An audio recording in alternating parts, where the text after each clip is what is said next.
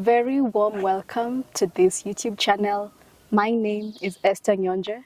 As you watch this video, do not forget to subscribe to find more content on this channel. Now, from a school principal at Ebusakami Secondary School to a two-term governor who has witnessed the birth of devolution and driven its wheels through the two electioneering periods. Ladies and gentlemen, I welcome the man who has never lost a single election in Kenya, former Kakamega Governor, Honorable Wycliffe Ambetsa Oparanya. Karibu sana. Asante. Thank you so much for having me today. Thank you very much. I am really humbled. Thank you. Yes. Umekuwa governor for 10 years and now you are out of the office. You are used to a scheduled appointment, scheduled days, appointments, running county offices, county affairs. How are you adjusting to life after that? As you have said, first of all, thank you very much for according me an opportunity for this particular interview. Karibu. I'm very grateful. But first of all, I should tell you maybe my history a bit. Yes. I grew up in a very humble way in Mabole village in Butere constituency, where I went primary schools in a local school called Mabole Primary School. I also went to Butere Boys, which is a local school. Then I went to Kisii High School before I proceeded to University of Nairobi, where I did a degree in accounting. So professionally, I'm an accountant. An accountant. And I've managed to do a master's degree in finance. Yes. And a PhD in economics. In Dar es Salaam? In University of Dar es Salaam. Okay. Which I'm waiting to graduate. To graduate. And I think I'll do it this year. Oh, that's excellent. Now, I've also been in politics since the year 2002. Yes. When I was elected Member of Parliament for Butere constituency. And I was elected overwhelmingly, and I was elected for the second time. Yes. 2007 to 2013. And also that period I became Minister for National Planning in this country under the presidency of the late Mike Kibaki. I now became the governor from 2013 up to the last general election. I served my mandatory 2 terms as a governor. Right. And obviously I could not stand to defend my seat as required by the Constitution. And we applaud you for that. We have a term limit of 2 terms. Yes. However, my ambition was not to end there. Yes. As you know very well, I supported the Azimio. I was part of the Azimio team in the last election, but unfortunately, you know what happened. So, and in that Azimio government, I was supposed to be the minister in charge of Treasury. Yes. So that's now under the bridge. I've been in active politics since 2000. That is about 23 years in active politics. Before 2000 is when I was trying to get the Butere seat. Yes. Fortunately, I want to thank my people. They have all that time supported me. I've not lost any particular election, as you have said. Now, I'm now 66 years. Wow. And if I was a civil servant, definitely I would have retired by now. So to me, I find it to be part of the life. All right. Part of life. Yes. And since I was not standing on any seat, for any seat, I knew that if I don't get an appointment in either Azimio government, then obviously I was going to prepare for retirement. But as you know, politics, you can't retire. No, we are still there. It's in the blood. And you know very well that I'm still part of the Azimio team. Okay. We have been branded as opposition. And we accept that. If we are opposition, we must check the government, ensure that the government delivers on their promises. All right. So I'm trying to adjust. There are quite a number of issues, personal issues, that I had not dealt with. All this time I had been in politics, and this time and for the next 4 or 5 years to come, I will actually be trying to do my own things to make sure that as I retire, my own things are in order. Are in order. Yes. All right. When we hear of the name Wycliffe Ambetsa Oparanya, a section of Kenya poises you as the next Luya kingpin. Now, having in mind names like Eugene Wamalwa, Moses Wetangula, Cleophas Malala, Didmas Baraza, do you feel you have what it takes to fill in the legendary shoes for Martin Shikuku and the late Kijana Wamalwa? I respect those leaders that you have mentioned. It is Wamalwa Kijana who brought me in politics. I wasn't interested to join politics until Wamalwa Kijana persuaded me to do so. Because I was purely a profession, whom I wanted to do my profession and retire as a profession. But he persuaded me.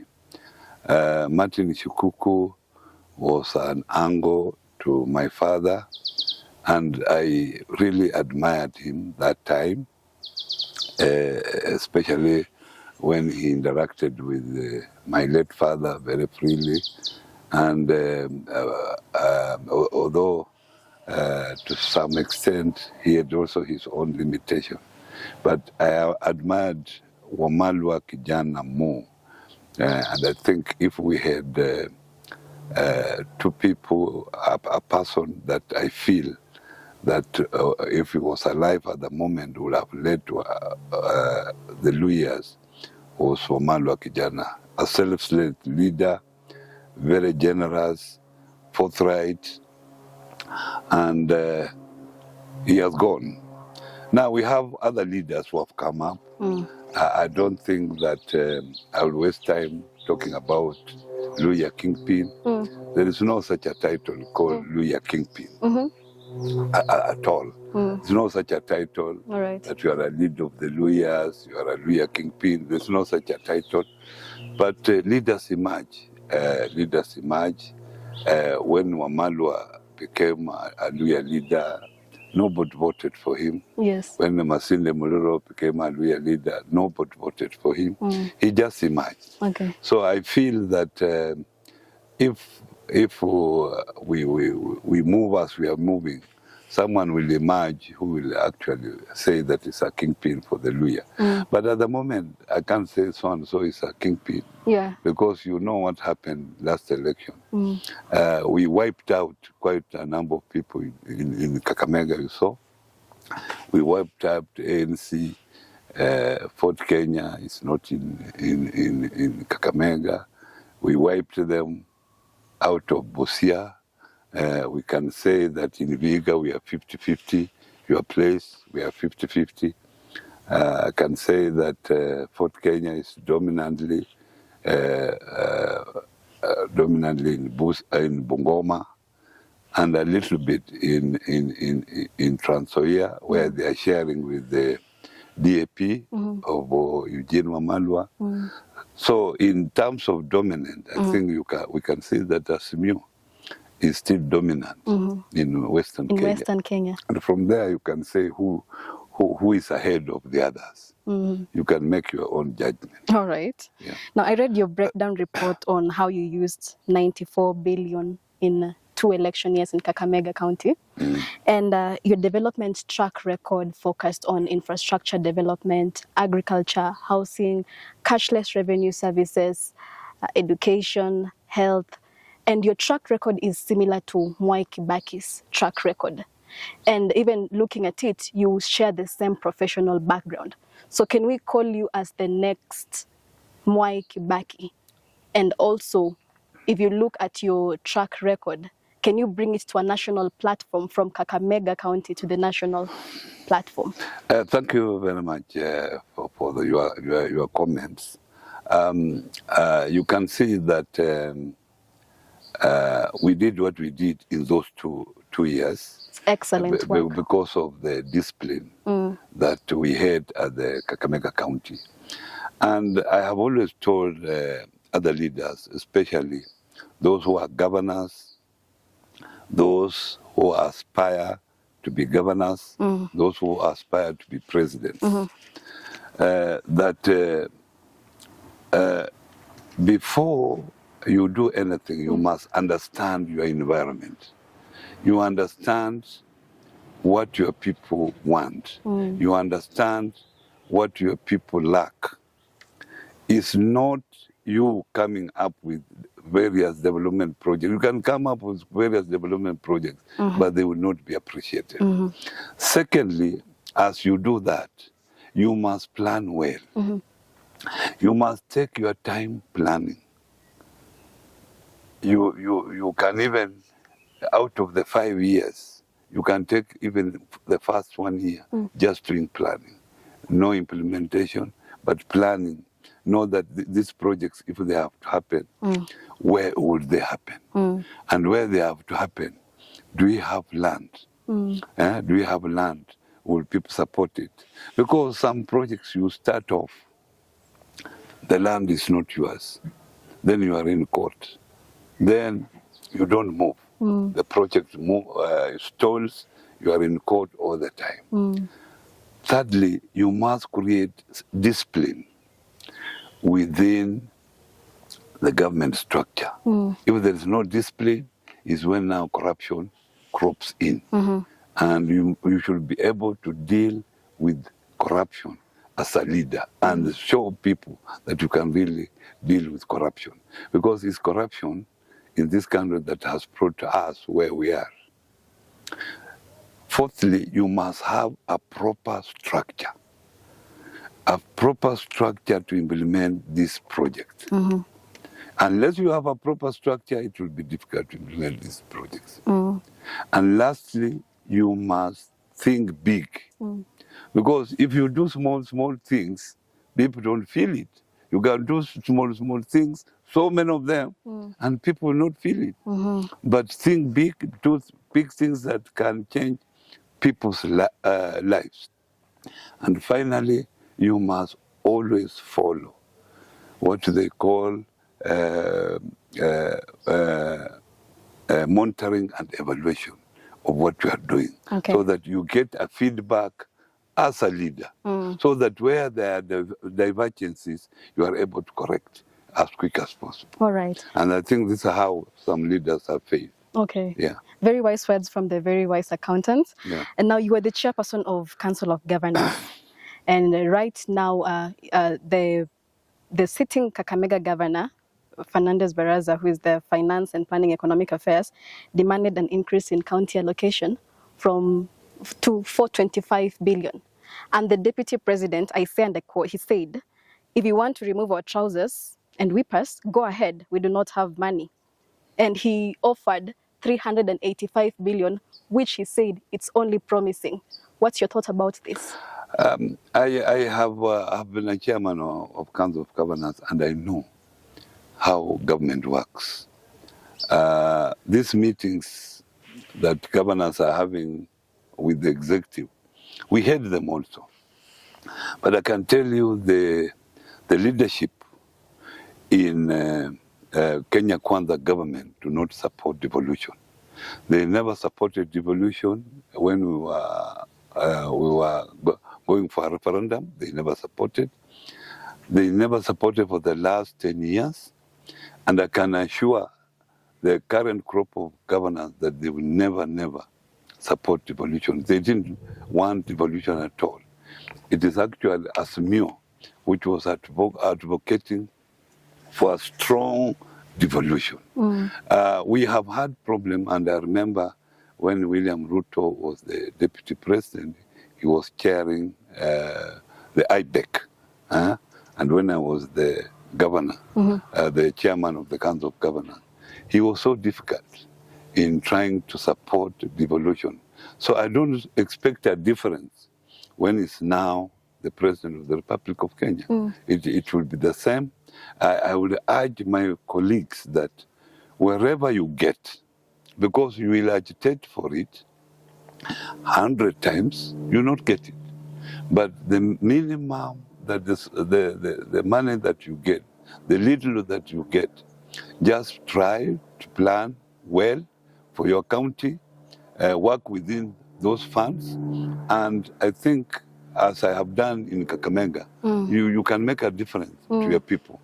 But agitating for more money, yeah, because this country, as you see, they have overborrowed. They are the same people who are against when Uhuru was borrowing. They have even borrowed more in a very short time, more than what Uhuru borrowed in the same period. So they will continue borrowing because there are very many problems in this country, financial problems. So they will continue borrowing. So how do you rate? If they continue borrowing, they will require money to pay. Yeah. Now, how would you rate the administration right now? Do you feel like there was a plan or there is no plan? You see, these people, I don't think they expected to win an election. And when they were announced as the winners, in quotes, I think they were very surprised. And you see, that's why they are trying to lead fires here and there, coming up with wrong policies, pronouncement at the roadsides. And I don't think that we will achieve much if the pronouncement that I continue hearing from the leadership of Kenya Kwanza continues, which means they have no plan, no proper policies. You can see what they have been saying, that we need to move our trousers to be cane to have the money, which means they didn't know that the country didn't have money. So they will have planned, how do we get money? And instead of them sitting down, they are now politicking. Yeah. They are talking as if they are in the opposition, reacting to what we do, instead of focusing on what they promise people that they will do for them. Yeah. All right. Now, away from politics, you've told us you have activities that you do here and there to support your family and yourself. So what is your net worth?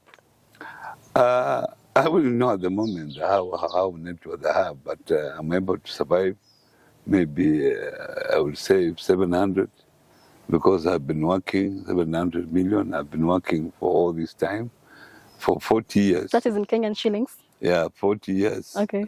I've worked without stoppage. I've been on payroll for 40 years. And I've held very respectable positions, both in private sector and in government. All right. So I would say I've never sat down, but I think it's in that range of 700 million to 1 billion. All right. Yeah. Thank you so much, Mheshimiwa. Thank you. Asante Thank you very much for coming. Asante. Yeah. Now, as we get to the end of this, I would like to put a word out to my viewers that this channel is not affiliated to any party. We are looking forward to receiving more guests, regardless of race, gender, political affiliation, color, or anything. So let us work together. Thank you for being with us until this time, and until next time, see you. Thank you so much for supporting us. Thank you also for coming. Asante. Yeah, asante sana.